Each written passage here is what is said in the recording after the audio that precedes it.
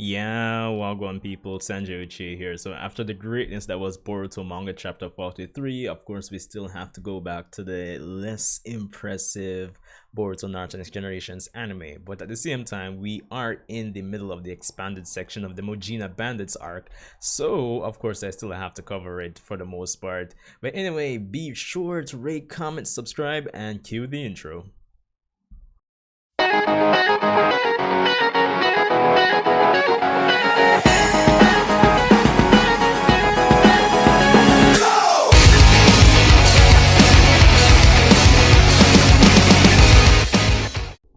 Yeah, so welcome back everyone. So episode 145 of the Boruto anime, breaking out of Hozuki Castle. Now for the most part it does seem like we're heading towards the climax of the expanded section of the Mujina Bandits arc. If you watched my last review, I did kind of go on to predict that we might get at the most probably like 3 more episodes in this section, so it seems like it is going to be the case. I haven't confirmed or denied. I haven't even like read any of the translations that Organic Dinosaur has done in terms of the future episodes, so I don't know for sure, but based on the pacing it does seem like by time episode 146 rules are 147 rolls around and we might be at the end of this whole section of the arc. But for the most part, this episode, getting into it, it was actually pretty decent. Coming right off it, my first impressions was, yeah, it was good. It was good, I'd say. We got a decently animated section towards the end where we had Benga go up against Sarada with the fire style. I think that was my favorite portion, like visually speaking, of the episode. I think it's obvious to see why as well. But with this episode, as the title implies, we focus on Team 7 actually solidifying or finalizing their plans to actually get Kokuri out of prison. And as per usual, just like how the recent chapters of the manga have been, we have full use of all members of Team 7. Everybody's pulling their weight. That's always refreshing to see. Now we have a very intricate, or at least a decent plan to get Kokuri out of prison, which honestly I like the three-stage plan.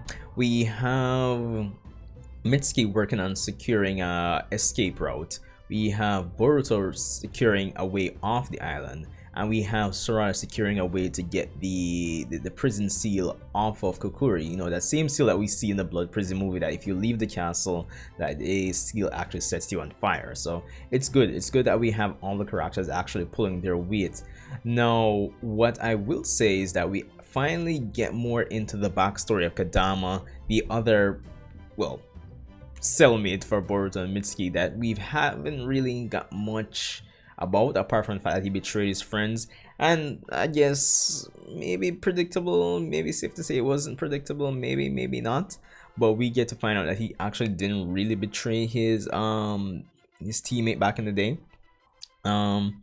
It seems like your typical, you know, Boruto Naruto backstory for somebody, in the sense that they made one mistake and they kind of regret it to heart like that, which I can understand why. Apparently he did make a plan with his old cellmate, his old friend, to escape, but he apparently just didn't come on time, because the signal that they agreed on and the time they agreed on, he didn't actually follow up on it on time, and he came to the meeting late, where Benga would have already taken out his friend, and then Benga kind of just spread propaganda on him that he actually ratted out his friend, which kind of falls in line with Benga's character, I'd say. So yeah, there's that. And ever since, he kind of just decides that he's not gonna get involved with anybody, kind of blames himself for the death of his friend, and well, he feels like he even killed his friend. So yeah, that's pretty much in line with how a character within this whole franchise would act. I think a lot of persons would blame themselves as well. So yeah, there's that. Now, what I will say is that Team 7 going through and pulling off this mission has been very interesting to watch, honestly. Now, what we also get in this episode, apart from Kedama's backstory, which is the main focus, and you know, the utility and the planning of the finalizing of the plan to get Kokuri out of prison, probably I shouldn't say what we also got. I'm actually kind of disappointed with the last 2 episodes, in the sense that we haven't had any serious follow-up with Kuyo, where his conversation with Sarada was concerned. Like, you'd think that Benga, or he would have actually alerted Benga about it. So that was a bit strange to see that we actually didn't get that for some reason. I'm not sure why. But what I did also like about the episode is the callbacks to the, well, it wasn't, it was subtle. It was a small callback to the arc in the Stone Village where Mitsuki, infiltrated the organization with the artificial humans that were created by Mu. Well, no, by Onuki, sorry, by Mu. Yeah, there was a small callback. I thought that was a nice touch there, as Mitsuki basically, we have a section where Kadama basically sees Team 7 and their planning, and then to kind of just ease their concerns, Mitsuki goes to basically restrain Kadama and kind of find out where his mindset is. And of course we have the callback to the Stone Village arc, which as I said, I thought was nice. Kind of,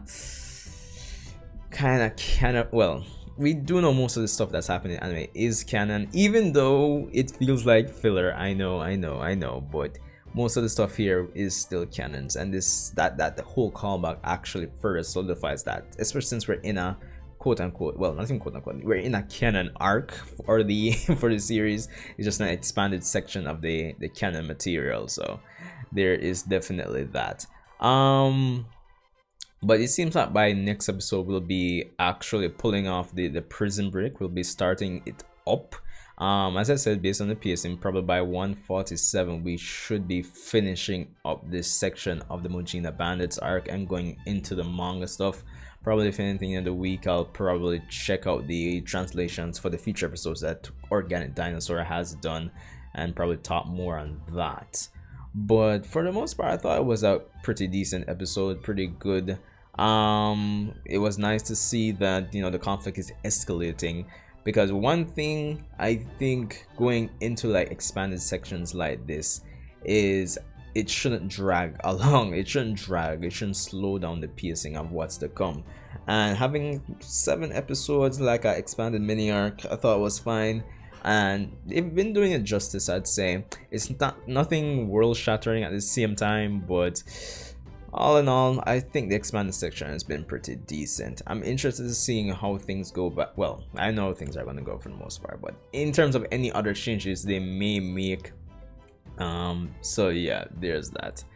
But anyway, Sanjo Uchiha, be sure to rate, comment, and subscribe. Of course, if you haven't checked out my review for Boruto manga chapter 43, which, Boruto greatness, yo, the chapter is sick, dog. Be sure to check that out. Of course, given the nature of the manga and the latest chapter, I do have a number of discussions planned, so, stay tuned during the week.